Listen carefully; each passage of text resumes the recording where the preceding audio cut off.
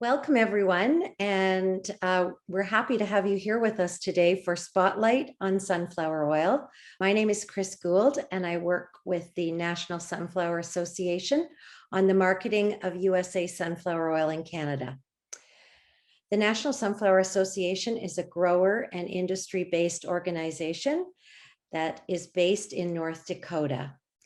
Many of you may not be aware, but Canada is the #1 export market for USA sunflower oil.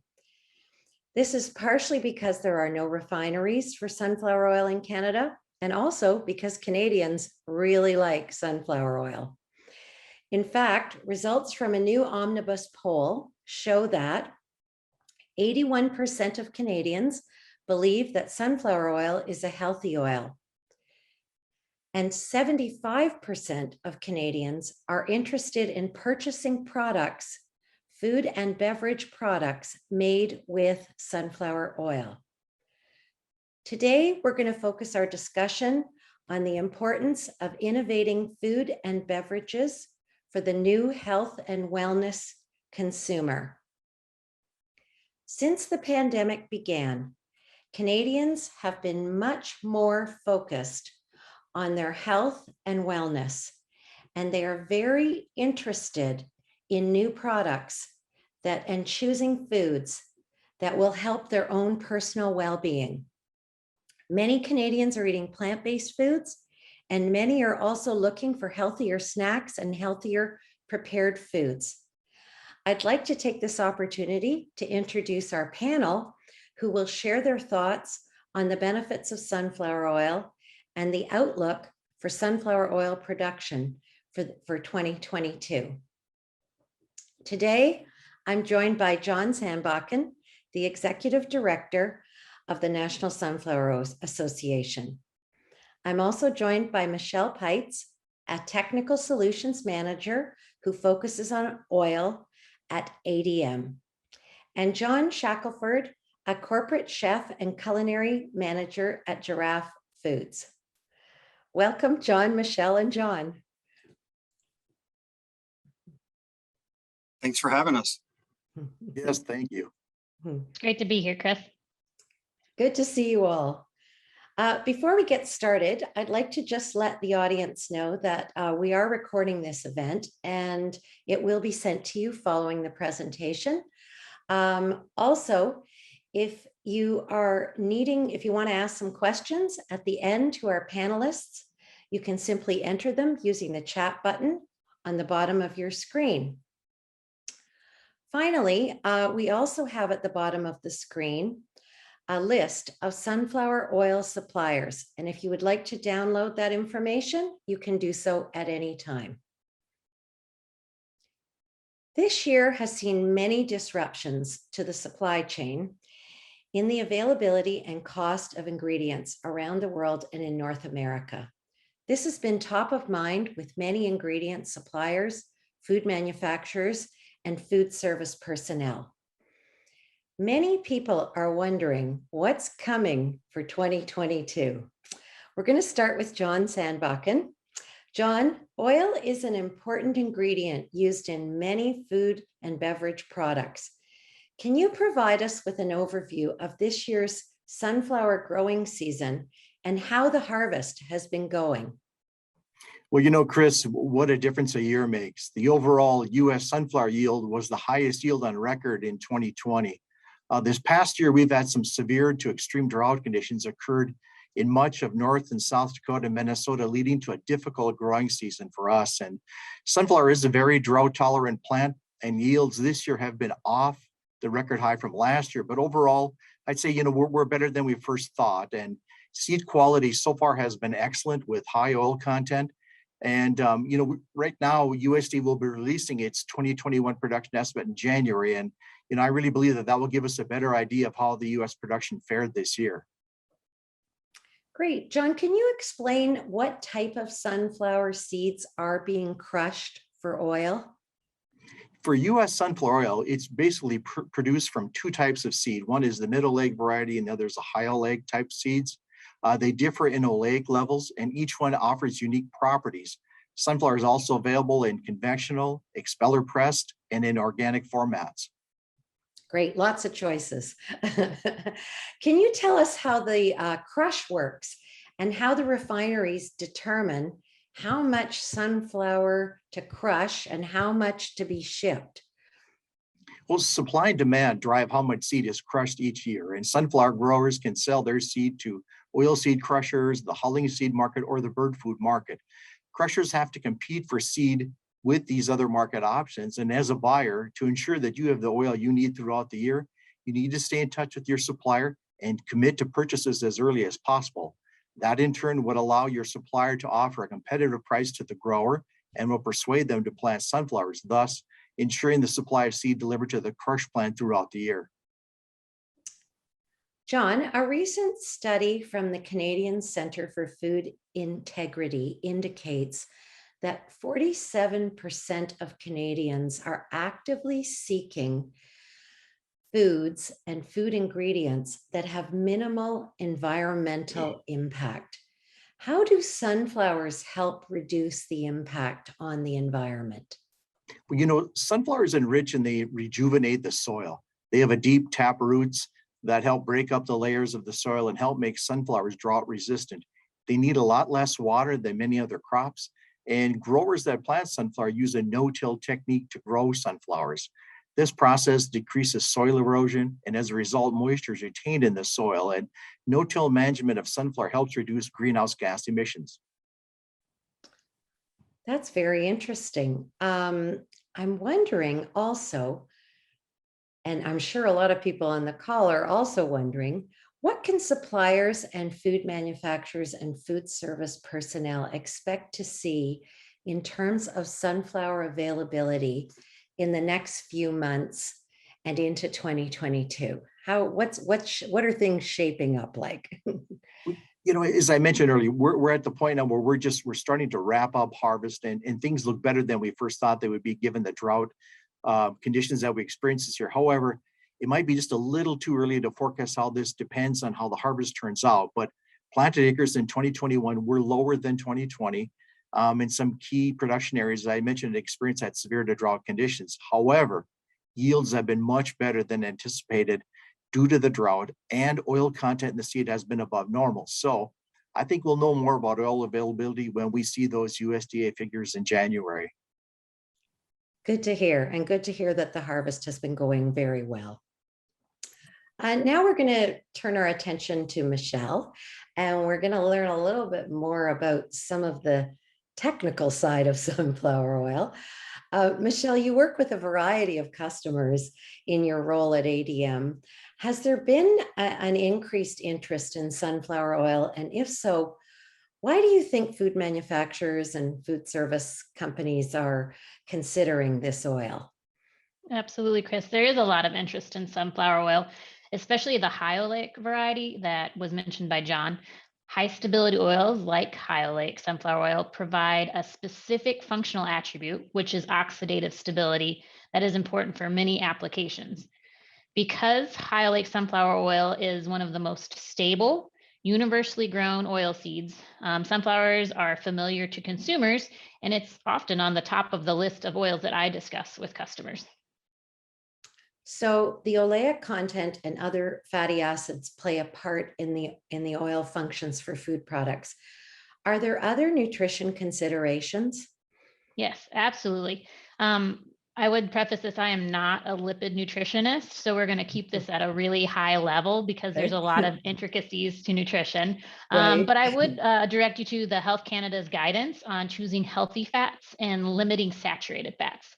I think it's also noted on Health Canada that consumers are starting to connect with the type of fat that is being eaten more so than the amount of food that's being, or amount of fat that's being taken in.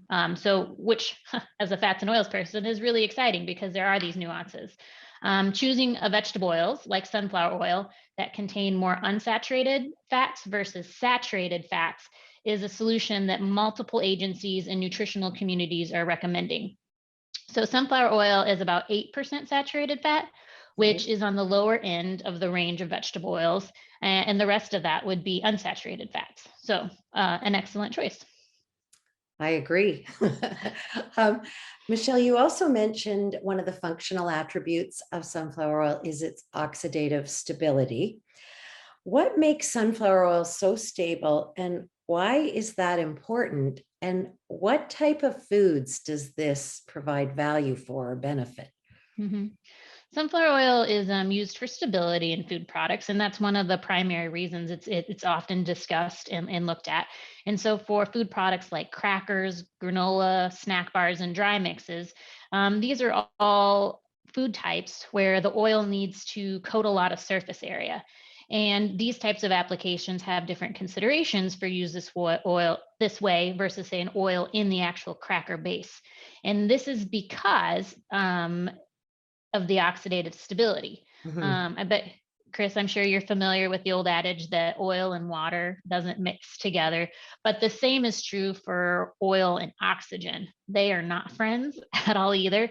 So over the time, exposure to oxygen is what causes this oxidation reaction to happen, Okay. and it creates all these flavors that we as consumers just really don't desire. Things like painty, rancid, oxidized, Mhm. which even as a food developer, you don't want your consumer to get these flavor notes when they go to consume your product. So finding the right oil solution for your application is super important, especially when you're targeting oxidative stability for these applications that really need it. And Right. that's one of the things I get to do in my role, is to help food developers with this type of challenge. So it's actually really fun. I'm glad you enjoy this, Michelle. We need your type of role. These technical reasons for choosing sunflower oil are very interesting, but are there any other reasons why food manufacturers might want to choose sunflower oil? Mhm. So I would say brands are definitely looking at sunflower oil because of consumer perception too. We talk about the varieties of sunflower. John mentioned the middle oleic as well as the high oleic. Mhm. And this is an oil seed that has gotten to these oleic contents through traditional breeding techniques. And because of that, sunflower seeds have not been bioengineered. And so that for some brands provides label claims and valuable call outs to consumers for front of package, and really target some consumers that's really important to. Right, right. That is becoming more important as we go. Thank you, Michelle, for this. We're going to now turn our attention to John Shackelford. And John, you're a research chef and are currently helping your customers at Giraffe Foods with the creation of a variety of sauces and marinades and condiments. What are some of the reasons that you recommend sunflower oil to your customers for their formulations? Thanks, Chris. I would say one of the key reasons we use it and suggest it is the neutral flavor profile. It works extremely well in vinaigrettes and salad dressings where you're trying to highlight the flavor of, say, the vinegar or the spices or any fruit components, and not necessarily the oil. The same is true for emulsified products in mayonnaises. You don't want an overwhelming oil flavor, so sunflower oil works extremely well. Uh, we also really like using sunflower oil because it can meet any of our customers' requirements. If they need it non-GMO, organic, Mhm. um, it's available. We have it ready to go. Also, we can choose between the mid oleic or the high oleic, especially if we want those longer shelf lives with minimal oxidative uh, or maximum oxidative stability. Mhm. Right. Um, and so that's key, especially in any formulations where the customer has requested, hey, we don't want to use any antioxidants. Well, we need those building blocks to be as strong as possible so that they get the maximum shelf life they can. For their sauces, right, right. And what about nowadays? There's many chefs and cooks working in food service, and they're creating a lot of takeout meals, a lot of home meal replacement entrees. They're spending time frying foods, a variety of foods. Why do you think sunflower oil is a good oil for frying? Well, for one, relatively high smoke point, which is uh, fantastic. So it has high heat stability. And this is great in commercial kitchens where you're cooking at a fast pace.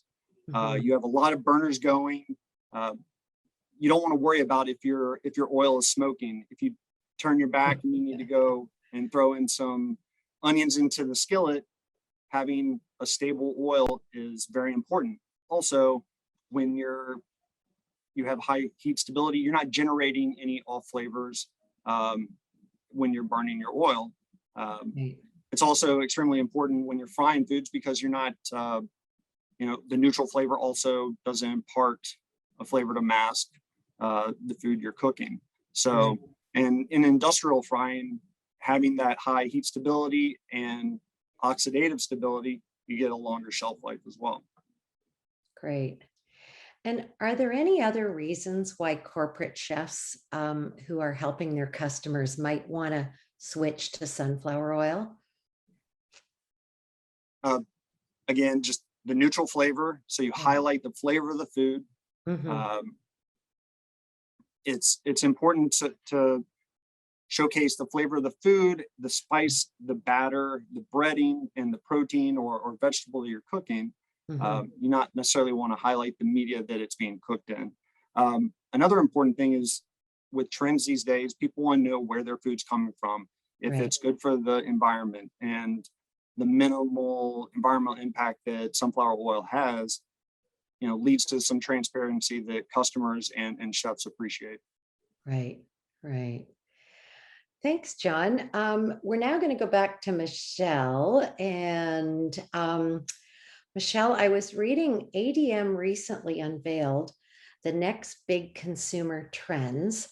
And one area was snack foods. And this is coming from your proprietary outside voice research. And it indicated that 37% of global consumers expect the snacks that they eat will help improve their mental well being. What kinds of snacks are you seeing being developed, and how can sunflower oil contribute to these healthy snacks? Awesome. I'm glad you saw our global trends, Chris. So we did identify those 8 global trends for the 2022 that were released earlier this month. And one of these macro trends was entitled Nourishment for the Whole Self. So you mentioned at the beginning of the session how Canadians are interested in this, but it truly is a consumer need globally. It's a connection of what we eat and drink really impacting our mental and emotional health. So you called out the snack info we shared, and I think we can all really relate to the idea of, say, like this mid-afternoon snack, which is Hmm. about that time of the day, right? Hmm. So maybe instead of choosing something that's super indulgent or overly salty, we find ourselves grabbing, say, a snack mix. And so it has a combo of mixed nuts, dried fruit, and maybe even some chocolate coated clusters in there too. So Good. yeah, right. So we're getting that crunch that we're looking for, maybe some protein and some fiber to help us feel good about that mid-afternoon pick me up. But also we're just giving ourselves that little bit of a sweet indulgence that can also be that pick me up, whether it's Mhm. emotionally and mentally. Sometimes we need that in the afternoon, right? Right. So especially so sunflower, it plays a role in this, right? So a lot of these snacks still need to be grab and go and shelf stable as well. So a high stability oil for Right. roasting the nuts or to be used in the dried fruit to prevent sticking together can really support the development of these types of products. And then sunflower fits with several of the other trends that ADM identified as well. And the other one I would call out is about plant-based lifestyles. Oh, yes. We are seeing lots of plant-based food launches here in Canada. Lots of alternative meats, lots of alternative cheeses, butters, yogurts, all of those types of products. Why is sunflower oil such a popular choice for plant-based products, Michelle? Yeah. So in these types of products, oil is playing a critical role in what the products look like, how they cut, how they spread. Can they melt the same way as their counterparts, which many flexitarian consumers know and are kind of comparing them to? So sunflower oil options have been proven successful in things like alternative milks to provide that body and mouthfeel that dairy milk is known for. And other applications say when something like pea protein is used as the alternative protein source, sunflower fits really well into these often because pea is inherently non-GMO. Sunflower is inherently non-GMO. And so when you're looking for an oil that fits with the claims of the protein source that you are working with, this fits really well. And same idea with, say, pea protein being used as an allergen-friendly type of ingredient. Sun fits really well in those types of claims as well. Great. I think that finishes sort of our part of the conversation here. Now we need to hear from our audience a little bit, unless John Sandbakken or John Shackelford, anything more. I think we're good. We'll get some questions going here. Thank you all so far for sharing your knowledge. Just again, a reminder before our panelists take some questions, if you'd like to type your question into the chat box, that would be great. Also, if you joined us and you missed my introductory remarks, there is a list of sunflower oil suppliers that you can download if you have more questions about sunflower oil. We're going to start with the first question, and this is for John Sandbakken. John, do you have any idea of what you think the yield for sunflower will be this year, coming up at the end of the harvest? Initially when USDA came up with their first estimate, that was back in October, they estimated the crop production would be down about 36% here in the US. Combination of lower yields and lower acres. But I honestly don't believe we're going to be that much of a differential. I think it's going to be closer to maybe a 25% reduction in production here this year. But the other thing that folks have to factor in is carryover stocks from the previous year's crop. And right now they're at double what they were a year ago for those stocks. And so we will have that also available to us. So the crush will probably be a little bit less this year, but it's not going to be, I don't think, a severe deduction unless other market options take some of that seed away. Right. And another part to that question was regarding availability of mid-oleic versus high oleic. Our person who asked the question indicated that they noticed that there was a little bit less mid-oleic and more high oleic available this year. What are your thoughts for next year? What do you think will be happening, or what do you think we'll see early in the year? Well, as Chris, as Michelle has mentioned, right now high oleic oil is in more demand here, especially domestically in the US. Right. And I see that trend, more and more happening in our industry, is that we're going more and more to high oleic because of that lower saturated fat level and the higher monounsaturates in the oil. The thing is, for both varieties, oil is going to be available, but that's where you need to talk to your supplier and book as early as possible. To get your oil that you do need. You want to make sure you have the supply, and not just for this year, but also for 2022. If you want mid-oleic oil, talk to your supplier, make sure you get your order in so they can, get in touch with whoever's providing the oil to them to get that contracted. Right. And, for us overall, the US and especially Canada, that's our number one export market, and it will always have priority over other export markets. So it's just good to talk to your supplier. Good to hear. We're glad that Canada's your number one trade partner, John. Michelle, just one other question. We didn't really touch on it too much. We touched a little bit on crackers. We didn't touch too much on bakery. And I know often sunflower oil isn't commonly used in some bakery products, but lately we've seen some more like premium breads, premium crackers, and we've seen some gluten-free baked goods and plant-based like cheesecakes that are using sunflower oil as an ingredient. And I'm just wondering if you could comment on a little bit on bakery and how sunflower oil can be beneficial in that area. Yeah, I'd say for the bakery application space, sometimes oils can be used fairly interchangeably in, say, bread doughs and those types of things.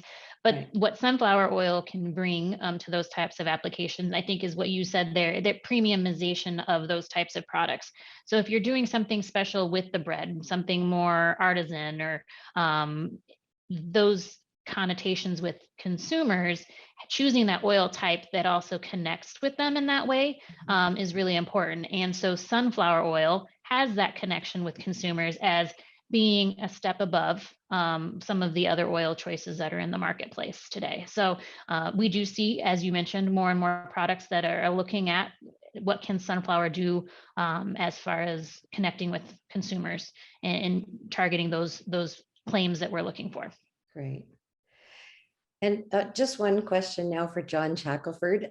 You mentioned that sunflower is beneficial because of its neutral flavor. And I'm curious, John Shackelford, if you're seeing some trends in flavors for the new year with some of your customers, or what are you recommending, or what are you seeing is coming? Sweet and heat, or what do we see? What are we going to see? My family loves sauces and condiments. So That's always the kind of $1 million question of like, right. what are the trends? What's going to be hitting? Sweet and heat actually is definitely on the list. We see a lot of like hot honey applications in different kind of formats. I see quite a bit of unique peppers that are not commonly used, thinking outside of jalapenos, Right. thinking of goat's horn peppers and Nora chilies and things that are now becoming industrial available. We're now putting into our sauces, and it's giving that kind of restaurant experience. Sunflower is certainly playing a part in a lot of our vinaigrettes, which kind of the flavors we're playing with now are flower, like floral, Okay. hibiscus and magnolia, adding those kind of flavors, as well as like conifer, like Douglas fir, or pine or spruce. These kind of flavor profiles added to vinaigrettes give a really unique but also interesting flavor profile. Great. We have another question for you, John Shackelford. Have you switched from other oils to sunflower oil recently, or have you always been using sunflower oil? I know some of your customers may not want sunflower oil in some of their products for whatever reason, but Sure. maybe you could yeah. Since I've started at Giraffe 6 years ago, we have always had sunflower oil as an option. Right. We have a few of our customers that they don't want to use anything other than sunflower oil. Good to hear. So we do still use some other more common oils, but we do see the trend of sunflower oil being, it has the health halo, and as Michelle had mentioned, it's kind of thought of as like the step above. And so we are seeing a lot of our customers shift to that. It also depends on the product line. If it's, especially in their premium lines, that they're definitely trending that way. And it's also kind of more of an option with the supply shortages lately. We're trying to find, products. Sunflower oil is available. We're able to get our hands on it. A lot of spot purchasing, but it's one of those things that is always in our back pocket that we can use. Good to know. I'm wondering, anybody else, any other questions out there in our audience right now? Okay, then I think we're going to wrap it up. Just before we go, I wanted to let you know that we will be sending this presentation along to you so that you can share it with your colleagues. I hope that you have enjoyed our virtual learning session. And just before we go, sorry, another question.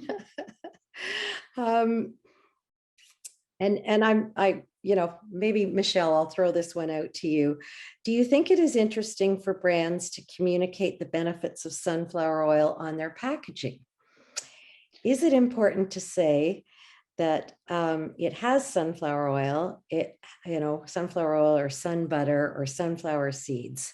Is it an advantage? Yeah, I mean, I think it definitely depends on in the knowledge about who is consuming your product and what those value perspectives are to them, and also where sun fits in as far as does it have a significant contribution. So if your sunflower is at the very bottom of your list, maybe not Right. so much. But if it's one of those primary use factors in your product, I think it could.